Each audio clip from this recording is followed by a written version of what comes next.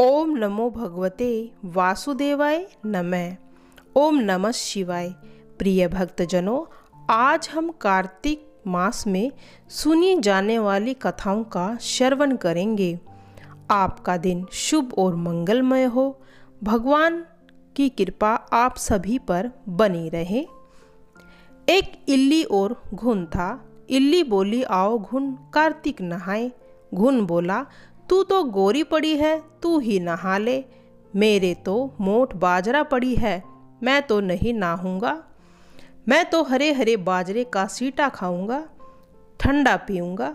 बाद में इल्ली तो राजा की लड़की के पल्ले लगकर चली गई और घुन नहीं नहाया। कार्तिक उतरते ही दोनों मर गए। बाद में इल्ली ने कार्तिक नहाने के कारण राजा के घर में जन्म लिया। घुन राजा के घर का गधा बना।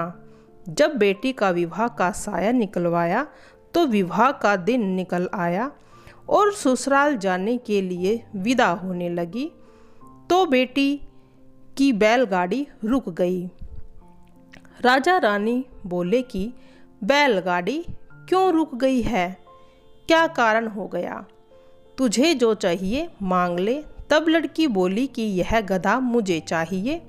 तो वह बोले, यह क्या मांगा? यह मत ले जा, चाहे धन दौलत ले जा। माता पिता बोले, परंतु वह नहीं मानी और कहा, मुझे तो यह गधा ही चाहिए। तो वह फुदक फुदक कर भागने लगा। तब उसकी लड़की महल में जाने लगी तो उसे सीढ़ी के नीचे बांध दिया। जब सीढ़ी उतरने लगी तो गधे ने कहा कि हे सुंदरी, हे लड़की, थोड़ा पानी पिला दो। तब उसने कहा कि आ नहा ले। तब तूने कहा था कि मैं बाजरा खाऊंगा, ठंडा ठंडा पानी पीऊंगा। उनकी आपस में यह बात देवरानी जेठानी ने सुन ली तो देवर को सिखा दिया कि तू क्या जादूगरनी लाया है जो आंखों से ही देख ऐसे बातें कर रही थी गधे से। वो बोला कि जब तक मैं आंखों से ना देख लूँ नहीं मानता। दूसरे दिन छिप कर बैठ गया। देखा कि रानी महल के नीचे उतरी तो गधा फिर वही बात बोला तो रानी ने भी जवाब दिया। तब वह तलवार निकालकर खड़ा हो गया और बोला कि तू जानवर से क्या बातें कर रही है, तू बात बता दे, नहीं तो तलवार मारूंगा। तब रानी ने कहा कि औरत का भेद मत खोलो। तब राजा ने कहा कि मैं तेरा पूरा भेद खोलूँगा। तब रानी ने कहा कि पिछले जन्म में मैं तो इल्ली थी, यह गुण था। तब मैंने कहा था कि आ कार्तिक नहा ले। इसने मेरी बात नहीं मानी। मैंने तो राजा के यहाँ जन्म लिया, इसीलिए मैं तो पिछली बात कर रही थी। यह बात सुनकर राजा ने कहा, क्या कार्तिक नहाने से इतना फल मिलता है? रानी ने कहा, कार्तिक के नहाने से मैं आपके घर में राजपाट कर रही हूँ। तब राजा ने कहा कि इतना फल है तो हम दोनों जोड़े से नहाएंगे और दान पुण्य क्या करेंगे जिससे आगे हमें और ज़्यादा सुख मिले। दोनों कार्तिक नहाने लगे तो राजा के घर बहुत धन संपत्ति हो गई।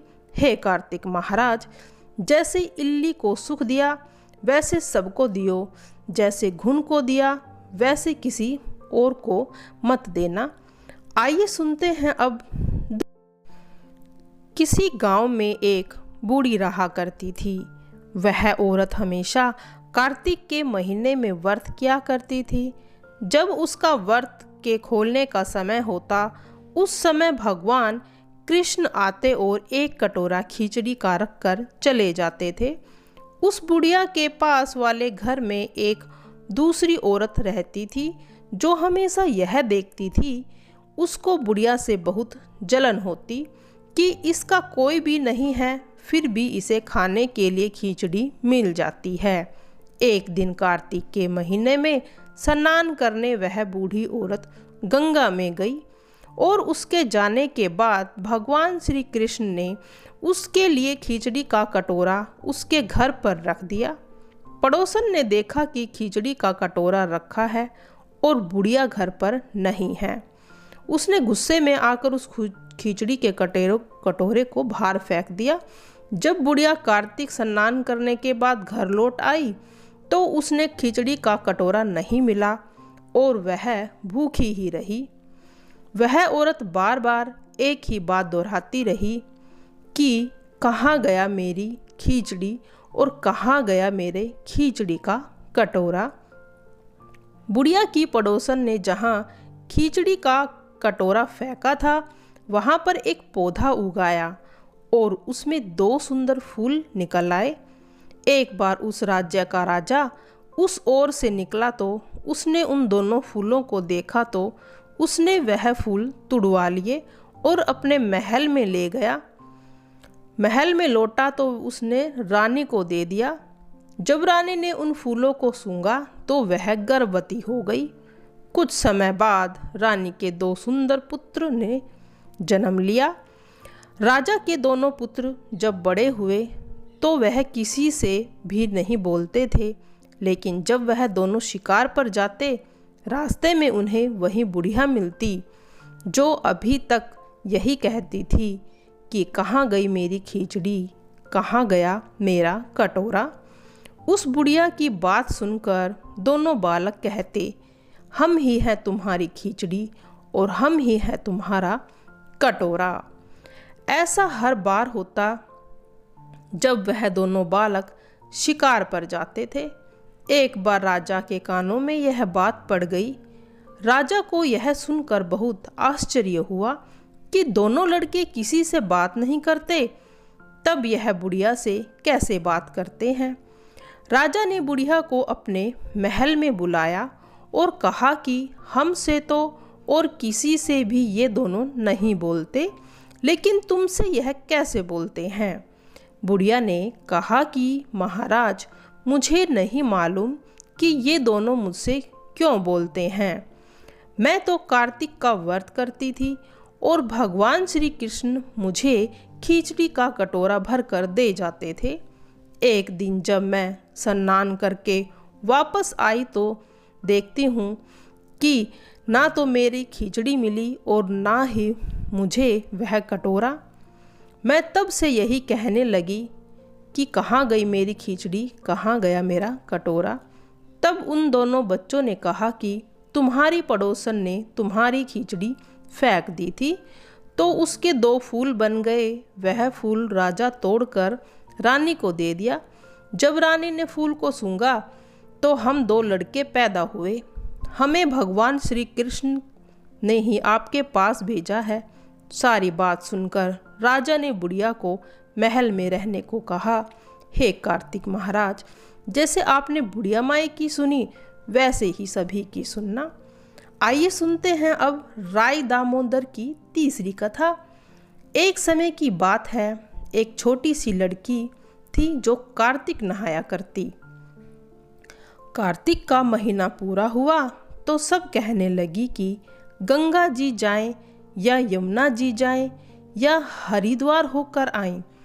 एक स्त्री बोली कि मैं तो राय दामोदर भगवान को जिमाऊंगी।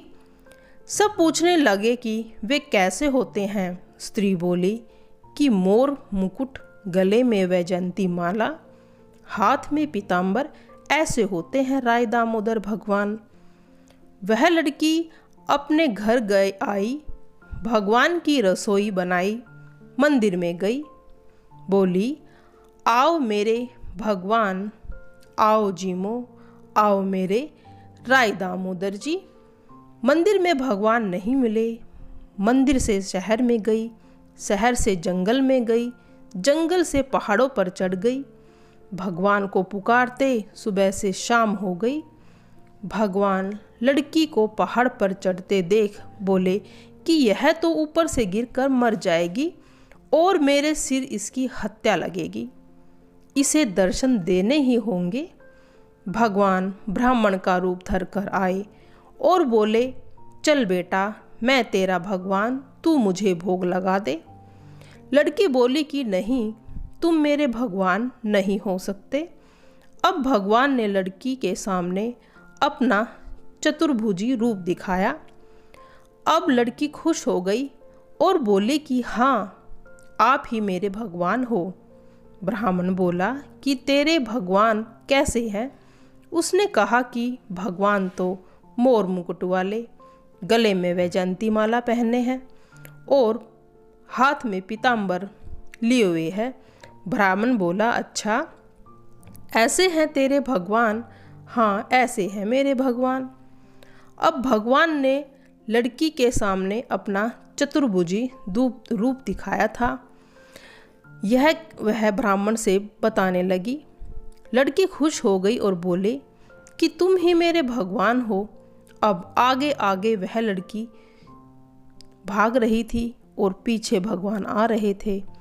भागते भागते सहेलियों से बोली कि देखो, आज तो मेरे भगवान मेरे घर पर आए हैं।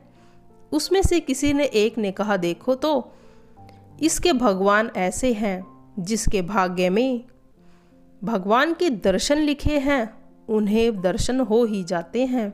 हे राई दामोदर जी भगवान, जैसे आपने लड़की को दर्शन दिए वैसे ही सभी को देना, सभी को इच्छाओं को पूरा करना। 2 सास बहुएं थी। तीसरी कथा। कार्तिक मास आया तो सास बोली, मैं कार्तिक स्नान करने के लिए तीर्थ जाना चाहती हूँ। वह बोली, मैं भी चलूँगी। सास बोली, तू अभी छोटी है, अभी मुझे जाने दे। सासू तीर्थ गई तो बहू कुम्हार के से 33 कुंडे ले आई। रोज एक कुंडा भर कर रखती। उधर गंगा से सासू माँ जी की नथ गिर गई। बहू कुंडे में नहाती हुई बोली, सासू नहावे उंडे में, मैं नहाऊं कुंडे में। इतने में गंगा की धारा कुंडे में आ गई। साथ में सासू जी की जो नथ गिर गई थी वह भी उस कुंडे में आ गई। महीना पूरा हुआ, सासू जी आई। बहू सामने आई तो सासू जी ने उसकी नथ को देखकर कहा, तू यह कहाँ से लाई? तो बहू बोली, यह तो मेरे कुंडे में गंगा की धारा के साथ आ गई। अब सास बोली, मुझे ब्राह्मण भोज कराना है। बहू बोली, सासू जी 2 ब्राह्मण मेरे भी जिमा दो, मैंने भी तो कार्तिक का स्नान किया है। तूने कहा कार्तिक स्नान तो बहू तूने किया है। बहू बोली, चलो मैं आपको बताती हूँ। ऊपर गए तो देखे सारे कुंडे सोने के हो गए। बहू बोली, रोज कुंडा भर कर रखती हूँ और सुबह जल्दी उठकर नहाती हूँ और फिर इन कुंडों को उल्टा करके रख देती हूँ। तब सासू माँ बोली, बहू तू तो बहुत भाग्यवान है जो साक्षात गंगा जी तेरे पास आई। तूने श्रद्धा और विश्वास के साथ कार्तिक का स्नान किया था तो भगवान ने तुझे फल दिया है। दोनों सास बहू ने धूमधाम से ब्राह्मण जिमा कर दक्षिणा देकर उनको विदा किया। भगवान जैसे सास बहू को दिया वैसे ही सभी को देना। आइए सुनते हैं अब चौथी कथा कार्तिक मास की। एक बार की बात है, 4 चिड़िया थी। वह चारों कार्तिक स्नान करती थी। पड़वा के दिन उन्होंने सोचा कि खिचड़ी बनाते हैं। सभी ने मिलकर खीर, चावल और दाल इकट्ठी की और खिचड़ी बनाई। सब ने सोचा कि पहले नहा कर आते हैं, फिर खिचड़ी खाएंगे। पहले एक चिड़िया नहा कर आई, बाकी नहीं आई। उसे भूख लगी थी तो उसने खिचड़ी की भाप खा ली। दूसरी ने खिचड़ी का पानी खा लिया। तीसरी ने खिचड़ी खा ली और चौथी ने खिचड़ी की खुरचन खा ली। खाने के बाद चारों मर गई। जिस लड़की ने भाप को खाया था वह राजा के घर में राजकुमारी के रूप में पैदा हुई। जिस चिड़िया ने खिचड़ी का पानी पिया था वह कुम्हार के यहाँ पैदा हुई। जिसने खिचड़ी खाई थी वह ब्राह्मण के घर में जन्म लेती है और जिसने खुरचन खाई थी वह हथनी के रूप में जन्म लेती है। कुम्हार की लड़की अब उसकी सहेली बन गई। ब्राह्मण की लड़की राजकुमारी की सहेली बनी। हथनी भी राजा के यहाँ आ गई। राजकुमारी बनी चिड़िया को पिछले जन्म की सभी बातें याद थी। राजकुमारी का विवाह हुआ तो उसने राजा से कहा कि मैं अपने साथ इस दासी और अपनी सहेली को भी ससुराल ले जाऊंगी। तो राजा ने कहा ठीक है, ले जाना। राजकुमारी फिर नहीं गई तो राजा ने पूछा, तब उसने कहा कि मेरे साथ इस हथनी को भी लेके जाऊंगी। लेकिन हथनी जाने को उठी नहीं। तब राजकुमारी उसके कान में पिछले जन्म की सारी बातें कह देती है, जिसे सुनकर वह उठ जाती है। यह सब राजा देख रहा था और उसने अपनी तलवार निकाली और राजकुमारी से कहा कि सच बता, तू कौन है, नहीं तो मैं तेरा सिर काट दूंगा। राजकुमारी ने राजा से सभी बातें बता दी कि पिछले जन्म की सभी बातें सुनकर राजा बोला, यदि कार्तिक स्नान का इतना बड़ा महत्व है तो हम दोनों भी इस स्नान को करेंगे और इस स्नान को करने के बाद हमारी सभी इच्छाएं पूरी हो जाएंगी। जैसे कार्तिक मास के देवता, जैसे चिड़िया चारों चिड़ियाओं की आपने साधी, वैसे ही सभी की साधना। अब सुनेंगे कार्तिक स्नान की एक और कथा, राधा रानी और तुलसी जी की कथा। एक बार राधा जी सखी से बोली, सखी तुम श्री कृष्ण को प्रसन्न करने के लिए किसी देवताओं की ऐसी पूजा बताओ जो परम सौभाग्यवर्धक हो। तब समस्त सखियों में श्रेष्ठ चंद्रानन ने अपने हृदय में एक क्षण तक कुछ विचार किया। फिर बोली, राधे, परम सौभाग्यदायक और श्री कृष्ण की भी प्राप्ति के लिए वरदायक व्रत है तुलसी की सेवा। तुम्हें तुलसी सेवन का ही नियम लेना चाहिए, क्योंकि तुलसी का यदि स्पर्श अथवा ध्यान, नाम, संकीर्तन, आरोपण, सेचन किया जाए तो महान पुण्यप्रद होता है। हे राधा, जो प्रतिदिन तुलसी की भक्ति करते हैं वे कोटि सहस्त्र गुणों तक अपने उस सत्कृत्य का उत्तम फल भोगते हैं। मनुष्य की लगाई हुई तुलसी जब तक शाखा प्रशाखा, बीज, पुष्प और सुंदर दलों के साथ पृथ्वी पर बढ़ती रहती है, तब तक उनके वंश में जो जो जन्म लेता है वे सभी हजार कल्पों तक श्री हरि के धाम में निवास करते हैं। जो तुलसी मंजरी सिर पर रखकर प्राण त्याग करता है वह सैकड़ों पापों से युक्त क्यों न हो, यमराज उनकी ओर देख भी नहीं सकता। इस प्रकार चंद्रानन की कही बात सुनकर राजेश्वरी श्री राधा ने साक्षात श्री हरि को संतुष्ट करने वाले तुलसी सेवन का व्रत आरंभ कर दिया और केतकी वन में 100 हाथ गोलाकार भूमि पर बहुत ऊंचा और अत्यंत मनोहर श्री तुलसी का मंदिर बनवाया, जिसकी दीवार सोने की थी और किनारे किनारे पद्म रागमणि लगे थे। वह सुंदर सुंदर पन्ने, हीरे और मोतियों के परकोटे से अत्यंत सुशोभित था। उसके चारों ओर परिक्रमा के लिए लगी बनाई हुई गलियां, जिसकी भूमि चिंतामणि से मंडित थी। ऐसे तुलसी मंदिर के मध्य भाग में हरे पत्तों से सुशोभित तुलसी की स्थापना करके श्री राधा जी ने अभिजात मुहूर्त में उनकी सेवा करनी आरंभ कर दी थी। श्री राधा जी अश्विन शुक्ल पूर्णिमा से लेकर चैत्र पूर्णिमा तक तुलसी सेवन व्रत का अनुष्ठान किया। व्रत आरंभ करने से उन्होंने प्रति मास अलग अलग रस में तुलसी जी को सींचा। कार्तिक में दूध से, मार्गशीर्ष में ईख के रस से, पौष में द्राक्षा रस से, माघ में 12 मासी आम के, फाल्गुन मास में अनेक वस्तुओं से मिश्रित मिश्री के रस से और चैत्र मास में पंचामृत से उनका सेचन किया और बैसाख कृष्ण प्रतिपदा के दिन उद्यापन का उत्सव किया। उन्होंने 2 लाख ब्राह्मणों को 56 भोगों से तृप्त करके वस्त्र और आभूषण के साथ दक्षिणा दी। मोटे मोटे दिव्य मोतियों का 1 लाख भार और सुवर्णों का 1 कोटि भार श्री गर्गाचार्य को दिया। उस समय आकाश से देवता तुलसी मंदिर पर फूलों की वर्षा करने लगे। उसी समय सुवर्ण सिंहासन पर विराजमान हरिप्रिया तुलसी देवी प्रकट हुई।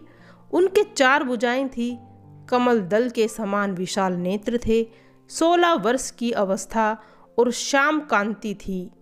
मस्तक पर हेममय किरीटी प्रकाशित हो रही थी, कानों में कंचनमय कुंडल झलझला रहे थे।